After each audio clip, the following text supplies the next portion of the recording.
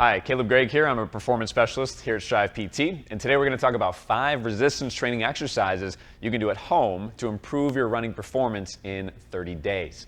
Now, a lot of people go out and start running as a way to get in shape, and it makes sense. It's challenging, it's great for your leg endurance, and it builds a lot of cardiovascular fitness. So the health benefits are numerous. Now, what it doesn't allow you to do is progress your strength beyond body weight. Now, the benefits for your running performance in doing that is if you're able to lift 1.5 times your body weight, 2 times your body weight, that makes your body weight more and more of a sub-maximal load. It makes it easier to move. So if you're trying to run faster or hit a performance goal, or even just feel better in your joints when you're running or after you're running, strength training is the way to do that. So I'm going to show you 5 exercises and some progressions and regressions. Here's the main 5 exercises that I suggest starting right away. The first one we're going to talk about is a single leg glute bridge. Now, obviously, your glutes in your lower body is super important for how efficiently you run. If you strengthen hip extension, the position you're in at the top of this movement, you're going to be able to propel yourself with more power, more force. The secondary benefit of this exercise is that it improves your core strength and the ability to resist rotation. It's important to be able to stabilize in your trunk, keeping your shoulders and hips relatively square without a bunch of movement. That way you're not losing energy, it's not leaking out of those inefficiencies, and more of that energy you create with your legs is put in the direction of moving your body forward. Now, here's the challenge with these exercises. You can test them for yourself. Make sure that you're hitting these form checkpoints. Hips and shoulders are squared up. You're able to keep your knee up throughout the movement as shown in the video here.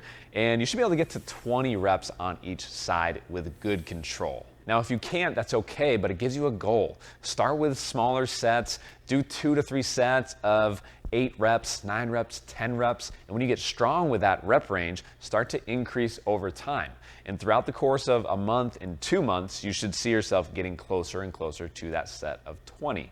Now, the next exercise on the list is a single leg squat to a bench. The reason I like the single leg squat is it mimics the demands of running. We have to stabilize in 3 dimensions, prevent our body from tipping to the side, prevent our pelvis from moving excessively, and really stabilize in our trunk. So a single leg squat mimics that demand, but with a greater range of motion in our knee and our hip than we experience when we're running. So if we strengthen in a larger range of motion, we become a lot more efficient in a smaller range of motion, and therefore our stride and power in our run is higher. So the main things you want to look at here is the position of the foot, the knee, and the hips. I'll give you one thing to focus on.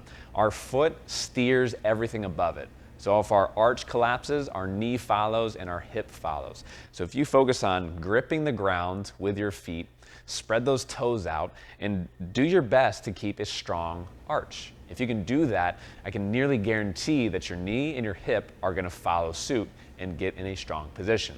Now, if the single leg squat is a little too difficult, 2 things you can do to modify this. 1, you can squat to a higher level, and that'll make it a little bit easier to start off with. And then 2, if you need more stability, use that opposite leg as a kickstand. Lightly rest that heel on the ground. Keep most of your weight on that stance leg because that's really what we're trying to work on. And over time, wean yourself off of that kickstand. Start with higher depths and then work to lower and lower squats over time. Again, it'd be great to work up to 20 reps per side, and you will see that significantly improve your running performance. Now, the last 3 are more isolated exercises. We always like to bring our performance training back to big compound movements. Our body works as a unit, a system, and it's important to train it that way. But if you have any lagging muscles, it's important to bring that strength up so that they can properly stabilize and produce power efficiently. So the first one we're going to look at is a side lying leg raise. This works the glute med primarily, and you can think of this as one of the main hip stabilizers in that single leg stance. Now, if you have weakness in this muscle, that can result in a hip drop with each of your strides, and that puts undue stress on your hip, your knee, and everything else down the chain. So it's important that we have this strong. Now, the biggest thing I would say about this exercise, people often feel this in the front side of the hip. You want to be able to feel the back side of the hip working. That's in your glute med. More towards the front is a TFL, and that's That's a muscle that can compensate for the action of the glute. So if you feel the front of the hip, I would suggest doing a clamshell variation like you see here.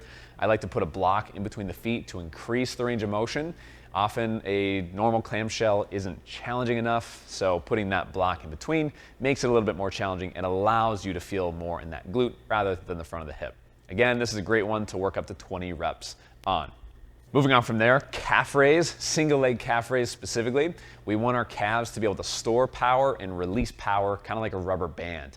And if we have good calf strength, that improves our elasticity. So every stride, we're able to store more of that power of our body weight hitting the floor and rebound it into our next step. So being able to go 20 single leg calf raises in a controlled manner, not a bouncing manner, is going to really help with that elasticity and power training, which I'll talk more about in a future video. If you can't do those single leg calf raises, then start with 2 legs. Once you get 20 solid reps on both legs, then you can do a lowering or an eccentric only, raise up on 2 feet, lower on 1, and progress from lower reps to higher reps. Up to 20 is a great target. The last one is a side plank with a rotation. And I'll add to that, any core exercise that is what we call anti-extension, you're resisting extension of your spine, anti-rotation, you're resisting rotation of the spine, or anti-lateral flexion, like a side plank, you're resisting lateral flexion. These anti-core movements are important for creating stability in your trunk. And as I mentioned before, the more movement you have in your trunk when you're running, the more energy leaks you have in the system. By creating stability, you're allowing more power to be transferred from your legs to your upper body that propels you forward on your run. So starting with a side plank, getting that locked in form where the hips are stacked, the shoulders are stacked, and you can hold that for 30 seconds is a great starting point. You can drop your knee down to make this a little easier to start out with, then stagger the feet to make it a little bit harder. And the last piece of this is adding some rotation, moving from the shoulder and the hip, not letting the shoulders and the hips move separately, because again, we want to keep that trunk as a unit. That's important for linking energy from our lower body to our upper body. So moving slow through this, really practicing this in a controlled environment is going to help you automatically do it when you're out on your run. So those are 5 exercises you can start off with. Easy enough to do at home. If you need modifications with any of these, reach out to us. I'd love to make a video on it in the future and show some progressions and regressions to each of these. Thanks for your time, and I'll see you guys in the next video.